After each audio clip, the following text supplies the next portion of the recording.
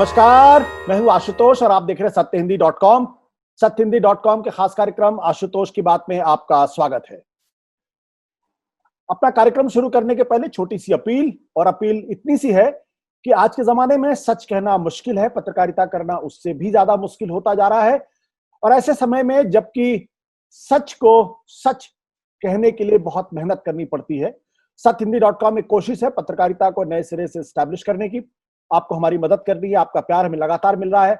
आपको कुछ नहीं करना है, अपने जुड़ाव को और मजबूत करने के लिए इस वीडियो के नीचे जो डिस्क्रिप्शन है उसमें अगर आप जाएंगे तो आपको एक लिंक मिलेगा, उस लिंक को आप क्लिक करेंगे और अगर आप हमें आर्थिक भुगतान करेंगे तो हमें बहुत बहुत मदद मिलेगी और हमें किसी और पर निर्भर नहीं रहना पड़ेगा सच को सच कहने के लिए। और अब आज की बातचीत शुरू करते हैं। पूरे देश ने देखा कि किस तरीके से देश के प्रधानमंत्री नरेंद्र मोदी ने सर्वदलीय बैठक के बाद एक वीडियो रिलीज किया और उस वीडियो में जो रात को 9:04 पर टीवी चैनल्स पे दिखाई पड़ा, जिसमें उन्होंने बेहद स्पष्ट शब्दों में कहा, ना तो कोई हमारी जमीन पर घुसा है, ना कोई घुसा हुआ है और ना ही हमारी किसी पोस्ट को किसी ने कब्जा किया है। इसका मतलब यह है, निकाला गया कि उन्होंने यह कहा कि भारत की जमीन पर चीन ने कोई इंट्रूजन नहीं किया है। इसने ढेर सारे सवाल खड़े कर दिए क्योंकि पिछले 1.5 महीनों में जो कुछ हो रहा था वो एक तरीके से बेईमानी लगने लगा। लेकिन आज दोपहर के बाद प्रधानमंत्री कार्यालय की तरफ से एक बयान इशू किया गया और उस बयान में यह कहा गया है कि दरअसल उनके बयान को जो कल उन्होंने सर्वदलीय बैठक में कहा था उसको तोड़ मरोड़ कर पेश किया गया है। और उन्होंने यह भी कहने की कोशिश की है कि दरअसल चीन जो है वो भारत की सीमा में आया और उसने वहां 15 जून को स्ट्रक्चर खड़ा करने की कोशिश की, जिसका विरोध किया गया तो उसकी वजह से वहां पे दिक्कत पैदा हुई। अब कई सवाल खड़े हो गए हैं, आखिर इन सब चीजों का मतलब क्या है। प्रधानमंत्री ने पहले जो कुछ बयान दिया और उसके बाद जो दूसरा बयान आया, रक्षा मंत्री पहले बयान दे चुके थे, विदेश मंत्री की तरफ से बयान आ चुका था, तो आखिर में सच्चाई है क्या? हमारी विदेश नीति किस दिशा में जा रही है और क्या चीन से हम वाकई में टक्कर लेने की स्थिति में है या नहीं है, या हमसे बचने की कोशिश। इन तमाम चीजों बात करने के लिए इस वक्त हमारे साथ मौजूद है प्रोफेसर एस.डी. मुनि। बहुत बहुत आपका स्वागत है सर। कल जब आपने देश के प्रधानमंत्री का बयान सुना तो आपको कैसा लगा? मुझे ये लगा कि एक पहेली सी सामने खड़ी हो गई जी। वो इसीलिए कि पहले रक्षा मंत्री और उसके बाद विदेश मंत्री ने बहुत स्पष्ट शब्दों में ये कहा था कि चीनी हमारे यहाँ इंट्रूजन कर रहे हैं और हमें उसको रोकने की कोशिश भी हम कर रहे हैं। और सारी बातचीत के बाद में आप जानते हैं 20 लोगों की हत्या भी हो गई, 20 जवानों को मार दिया गया। श्रद्धांजलि हम लोग सभी उनको देते हैं जी। और उसके बाद प्रधानमंत्री कहते हैं जैसे कुछ हुआ ही नहीं हो, कि न तो हमारी पोस्ट ली गई है न चीनी उसमें आए हैं।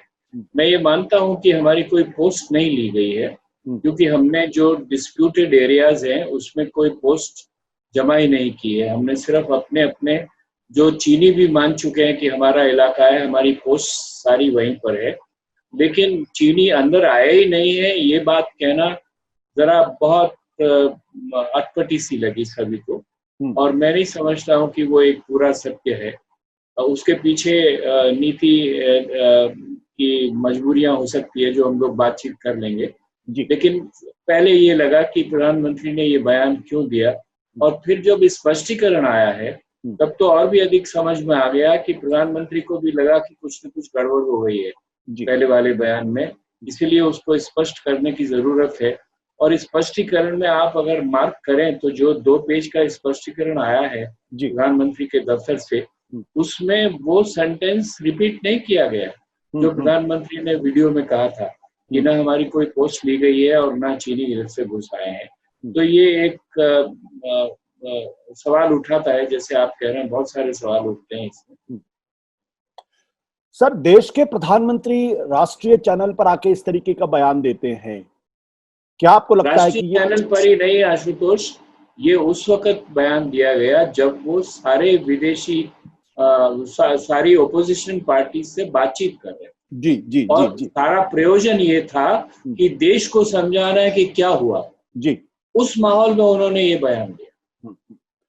अब इसको किस नजरिए से देखा जाए? क्या देश के प्रधानमंत्री से गलती हुई, उनकी जबान फिसल गई, बिना सोचे समझे उन्होंने बोल दिया, या एक सोची समझी रणनीति के तहत उन्होंने उस वक्त बोला था?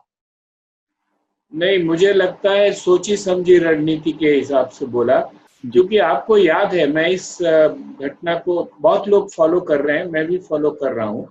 जब विदेश मंत्री जयशंकर ने अपने चाइनीज काउंटर पार्ट वेंग यी से बात की और उसके पहले जो बयान जारी किया विदेश मंत्रालय ने, उससे पहले उन्होंने प्रधानमंत्री से बातचीत की थी, डिस्कशन हुआ था जी। और बहुत सारे आना जाना हुआ और उसके बाद में वो बयान बहुत सोच समझ कर दिया गया था।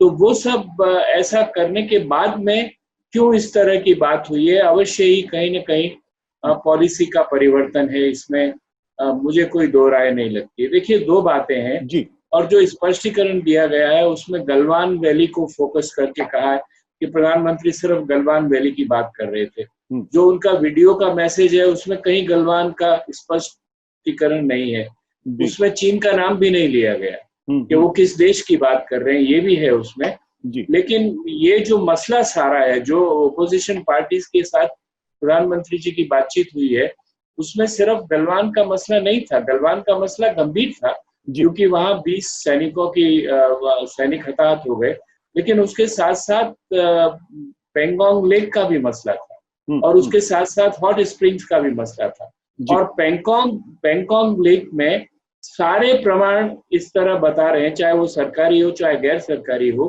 कि जो फिंगर्स है वहां की 4 और 8 फिंगर्स में पहले भारतीय लोग 8वीं फिंगर तक अपनी पेट्रोल करते थे और अब उनको चीनियों ने चौथी फिंगर पे रोक लिया है, आगे जाने नहीं दिया है। तो चौथी फिंगर से 8वीं फिंगर तक चीनी बैठे हुए हैं और उन्होंने इतना माहौल बना रखा है। अगर और वही 60-65 स्क्वायर वर्ग मील का इलाका है और उसमें चीनी हिंदुस्तान को जाने नहीं दे रहे हैं, तो ये उनका इंट्रूजन हुआ साफ साफ।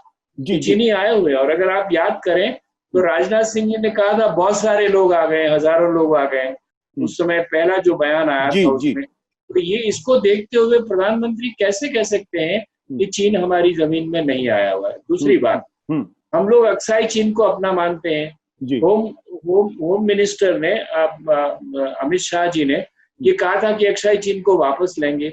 गलवान घाटी जो है वो अक्साई चीन के दक्षिण में है, बिल्कुल उस सीमा के ऊपर है। और अगर वो चीनी बार बार अब बयान दे रहे हैं कि गलवान घाटी हमारी है, अगर गलवान घाटी आपकी है, उनकी है, तो अक्साई चीन का क्या होगा? और अगर आप समझते हैं कि अक्साई चीन हमारी जमीन है, तो ऑब्वियस चीनी वहां बैठे हुए हैं। पुरानी बात छोड़ दीजिए, काराकोरम हाईवे को छोड़ दीजिए, लेकिन जो गलवान घाटी की बात कर रहे हैं, और गलवान घाटी में भी चीनी स्पष्ट रूप से कह रहे हैं कि ये घाटी हमारी है।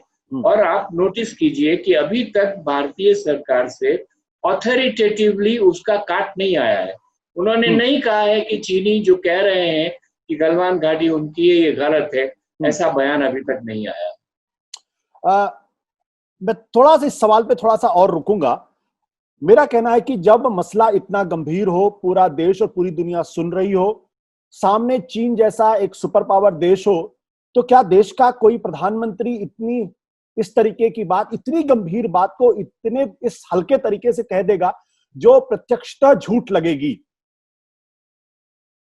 देखिए, हुआ ये है कि पहले तो हम राष्ट्रवाद के चक्कर में, और ये जो कमांडिंग ऑफिसर है गलवान घाटी वाले, जिनकी जो शहीद हो गए वहां पर, और उन्होंने जाकर जो चीनियों ने एक टेंट वहां लगाने की कोशिश की थी, उसको रोकने की कोशिश की है, जो उसमें झड़प हो गई वहां पर।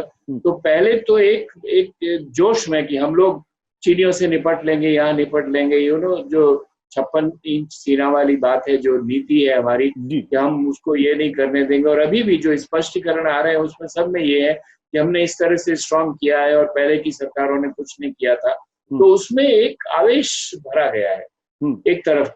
दूसरी तरफ ये समझ में अब आ रहा है कि देखिए, अगर लड़ाई करनी है तो ये वक्त तो है नहीं, ना हम लड़ाई कर सकते हैं अभी, न करना चाहते हैं, न चीन लड़ाई करना चाहता है। चीन लड़ाई कर सकता है कि नहीं कर सकता है, ये बात मैं छोड़ता हूँ चीन के ऊपर कि वो क्या करेंगे। तो ऐसे माहौल में और अधिक जिद्दोजहद को आगे बढ़ाना ठीक नहीं है।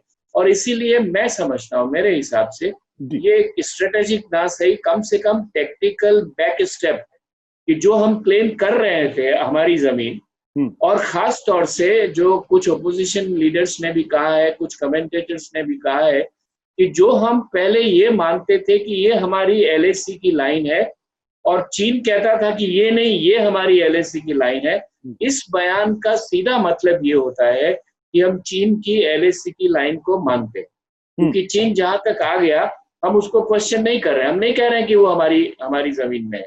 और वो जो डिस्प्यूटेड एरियाज हैं जिसमें चीन अगर आगे बढ़ के चीन की अपनी लाइन ऑफ कंट्रोल के हिसाब से बढ़ गया है, जो हमारी लाइन ऑफ कंट्रोल से मेल नहीं खाती है, तो हम चीन की लाइन ऑफ कंट्रोल को पूरी तरह से मान रहे हैं। इसका मतलब ये हुआ कि जो चीनी बयान आ रहे हैं उनकी तस्दीक कर रहे हैं। और इसीलिए मैं आपसे कह रहा हूँ कि गलवान घाटी में वो लोग टेबल ठोक ठोक के ये कह रहे हैं कि ये हमारा इलाका है और हम इसमें किसी तरह का कॉम्प्रोमाइज नहीं करेंगे।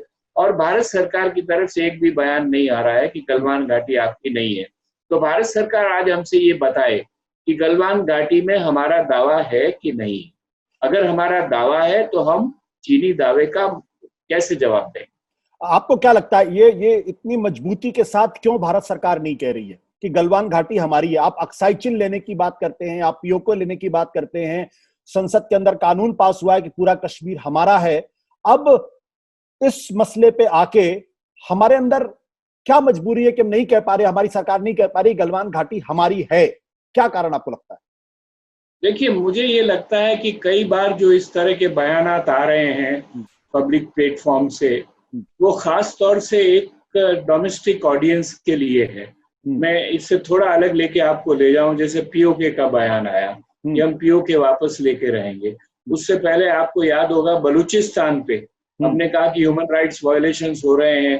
प्रधानमंत्री ने खुद लाल किले से कहा ह्यूमन राइट वायलेशंस हो रहे हैं हम और उसमें जाएंगे। गिलगित बाल्टिस्तान में ह्यूमन राइट वायलेशंस हो रहे हैं, हम जाएंगे। ये एक पॉलिटिकल स्टेटमेंट है जो लोगों को मोबिलाइज करने में, उनको उकसाने में, उनको एनकरेज करने में बहुत अच्छा काम करता है। लेकिन जब आप जमीनी हालत देखते हैं कि क्या आप बलूचिस्तान में कुछ जाकर अभी कर सकते हैं? अभी हमारे वो एक जो पकड़े गए वहां बलूचिस्तान में, उसको छुड़ाने में इंटरनेशनल कोर्ट की मदद के बाद भी हम उसमें सफल नहीं हो पा रहे हैं कहीं ना कहीं।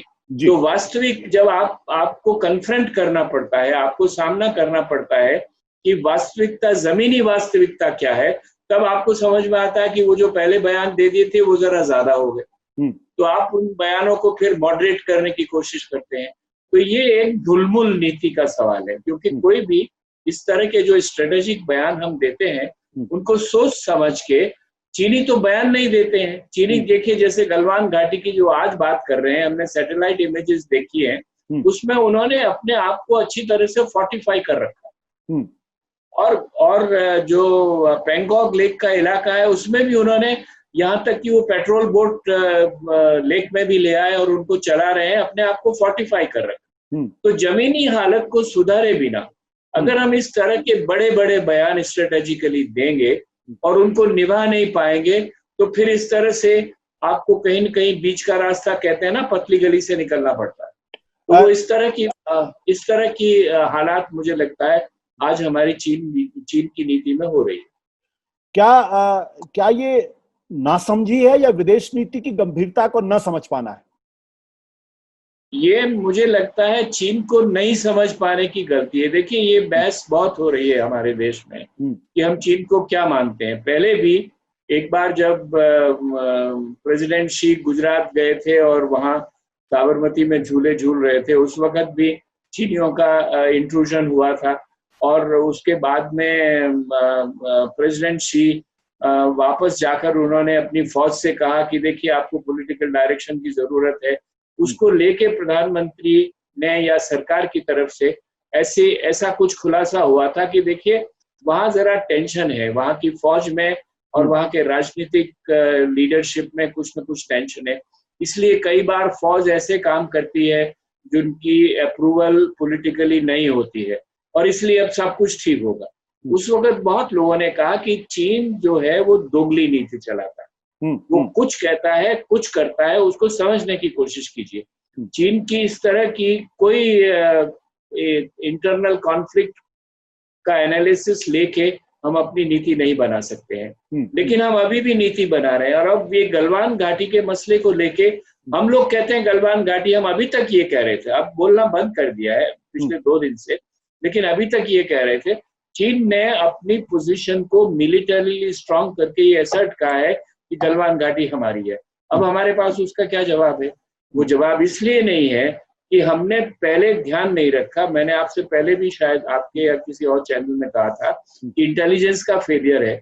वो पिछले 2-3 महीनों से अपनी स्थिति को वहां पर सुदृढ़ कर रहे हैं और हमें पता नहीं कि वो क्यों कर रहे हैं। अगर वहां पर सिर्फ LAC का परसेप्शन का डिफरेंस है और पेट्रोल करते हैं और लड़ाई झगड़ा हमको नहीं करना है, तो वो मिलिटरीली अपनी पोजीशन को स्ट्रांग क्यों कर रहे हैं वहां पर? ये सवालों के जवाब हमने हमारे अपनी नीति में देने चाहिए।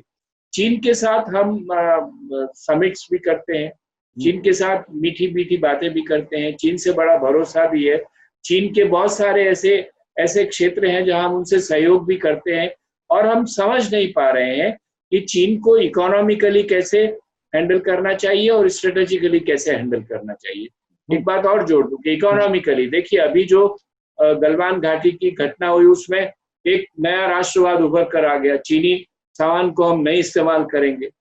अब आप उनके ट्रेड डेटा को देखिए, कितनी हमारी अपनी इंडस्ट्रीज इस पे डिपेंड करती है कि चीन से आप इंपोर्ट करते हैं। उसके बिना आपकी फार्मास्यूटिकल कंपनी काम नहीं करेगी, उसके बिना आपके सोलर पैनल्स हैं वो बहुत सारे काम नहीं करेंगे। तो ये बिना सोचे समझे हम खाली लोगों को उकसा कर, और देख रहे हैं ना बीजेपी की मदद से बहुत सारे लोग चीनी खिलौनों को जला रहे हैं, चीनी टेलीविजन को तोड़ रहे हैं, सब जगह ये चीनी खाना मत खाओ। एक मंत्री ने तो यहाँ तक कह दिया चीन के रेस्टोरेंट में मत जाओ। ये क्या है? ये नीति नहीं है। ये दिखाई देता है, इससे साफ दिखाई देता है कि हमने बैठकर समझकर कि हमें चीन को अपनी नीति के माध्यम से कैसे हैंडल करना है, इसकी पकड़ अभी तक हम नहीं ले पाए। सर, आज तो बीजेपी के एक नेता ने यह भी कहा बंगाल के कि जो आदमी चीनी उत्पादों का या चीनी सामान का इस्तेमाल कर रहा है उसकी टांग तोड़ दो, उसके घर में घुस के तोड़फोड़ कर दो। और मध्य प्रदेश के मुख्यमंत्री भी कह रहे हैं कि नहीं, चीनी सामान का जो है बहिष्कार होना चाहिए। तो खैर वो जो बात आप कह रहे हैं बिल्कुल सही बात कह रहे हैं। अब मेरा सवाल यह है कि जो डिप्लोमेसी के अंदर दूसरा देश इसमें यहाँ पे आशुतोष आप कहें तो इसी सवाल को आप हमारे इंडस्ट्रियलिस्ट को ले जाइए जी, बजाज के पास ले जाइए, जो ऑटो बनाते हैं। ऑटो के बहुत सारे स्पेयर पार्ट्स चीन से आते हैं। जो हमारी फार्मास्यूटिकल कंपनी है, जो फार्मास्यूटिकल में हम बहुत एक्सपोर्ट करते हैं और बहुत हमारा नाम है, उसमें बहुत सारा रॉ मटेरियल चीन से आता है। यही प्रश्न जो आप बंगाल मंत्री की जी बात कर रहे हैं, उन मंत्री जी से कहिए, आप जरा जाके अपने इंडस्ट्रियलिस्ट को कहिए ना ये बात कि हम आपकी टांग तोड़ देंगे अगर आप चीन का सामान मंगाएंगे तो। ये दरअसल बीजेपी के नेता, इनका नाम अगर मुझे ध्यान पड़ा कोई जॉय मुखर्जी या जॉय बनर्जी करके इनका नाम है।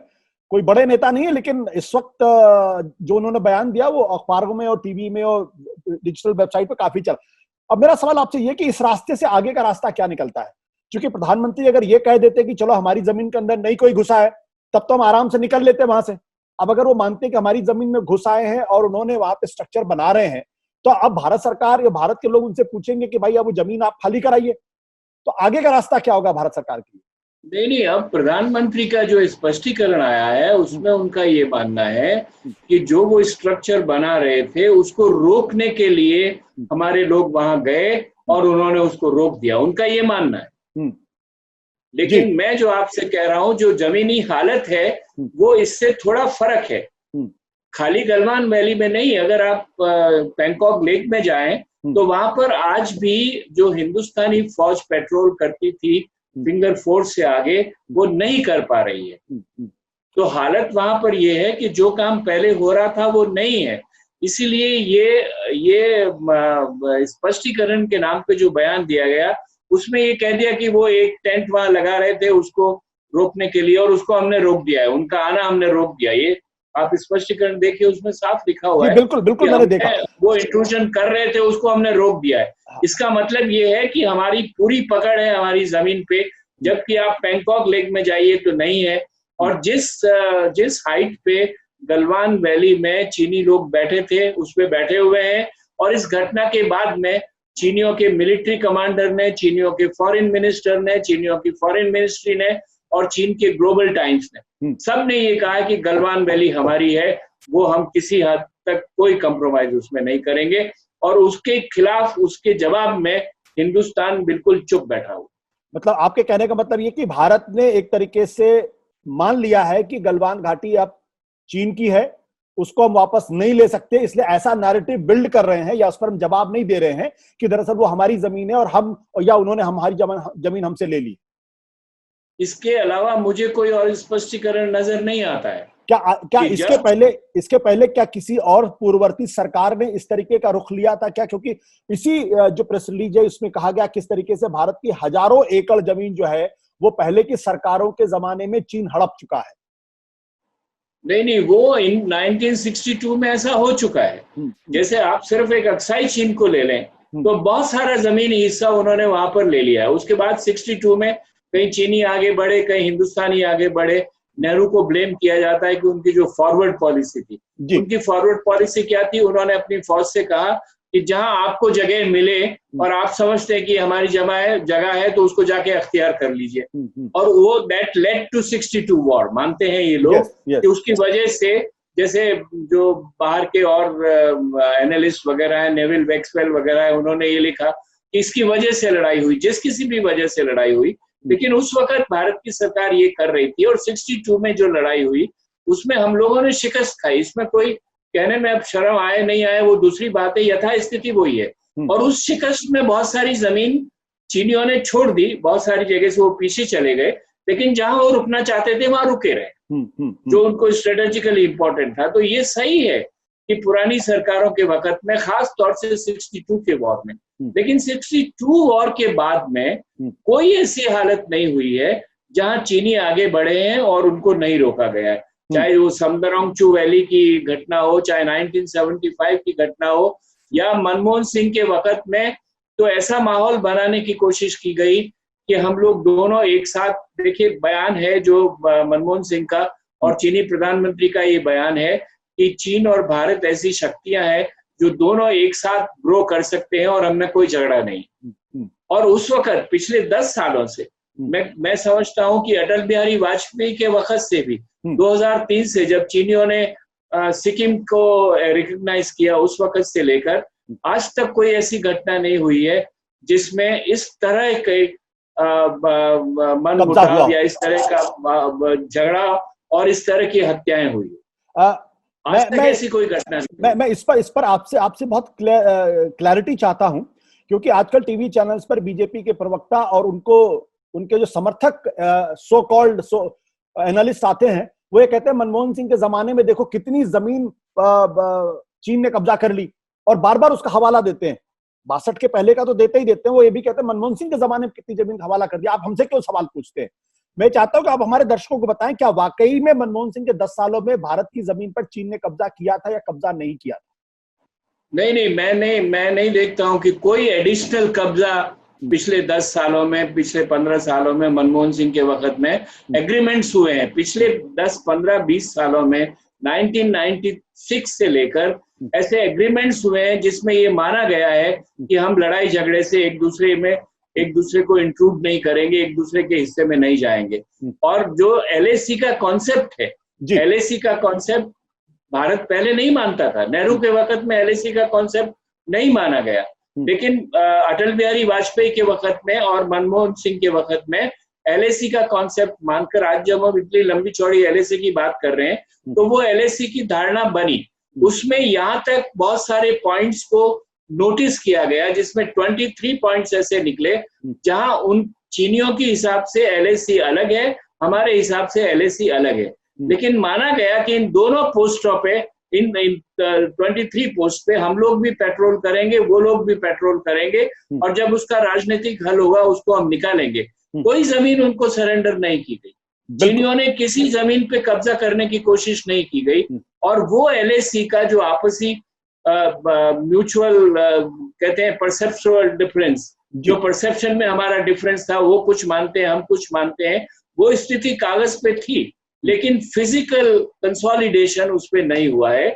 और चीनी आज भी जो कंसोलिडेशन कर रहे हैं वो उस वक्त से बहुत ज्यादा है।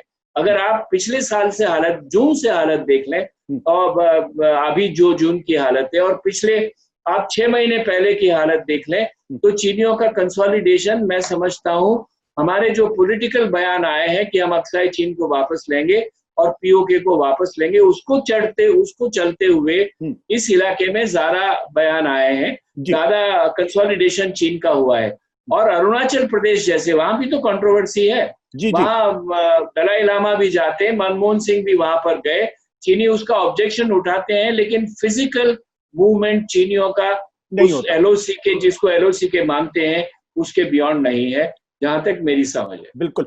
मैं अपने दर्शकों को जरूर ये बताना चाहता हूं कि वो प्रोफेसर साहब का इस बयान को बहुत ध्यान से सुने, क्योंकि अक्सर टीवी चैनल्स पे रोज आपको सुनने को मिलेगा कि मनमोहन सिंह के 10 साल के समय में देखो कितनी भारत की जमीन जो है वो चीन ने कब्जा कर ली है, और हम तो अपनी जमीन वापस ले रहे हैं और हम वहां पे पेट्रोलिंग कर रहे हैं। यानी एक तरीके का झूठ लगातार टीवी चैनल्स पे और डिजिटल मीडिया में या सोशल मीडिया पे दिया जा रहा है, उसको आपको ध्यान देना पड़ेगा और ध्यान रखना चाहिए। अब सर, मैं आपसे आखिरी सवाल पूछता हूं बहुत संक्षेप में, क्या जो जमीन अब चीन के कब्जे में है वो हम वापस कभी हिंदुस्तान ले पाएगा, या मोदी ले पाएंगे, या मोदी जी की सरकार ले पाएगी?